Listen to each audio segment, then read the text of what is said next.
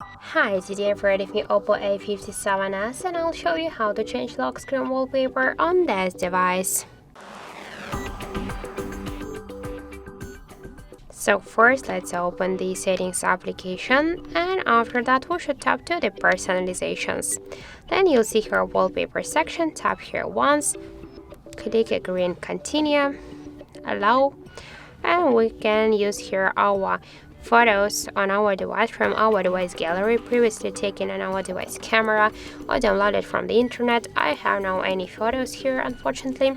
Also, we can use here the default wallpapers and online from the internet, but to use them you should be sure that you are connected to the Wi-Fi or another mobile data, just to the internet. So let's use, for example, now one from the default wallpapers. Click to apply and select lock screen. Wait a second. So now just let's check it.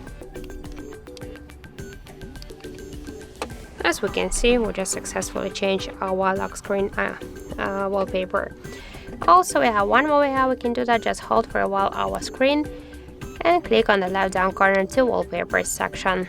Just here we'll see the same wallpapers. Let's use one from this online available wallpapers.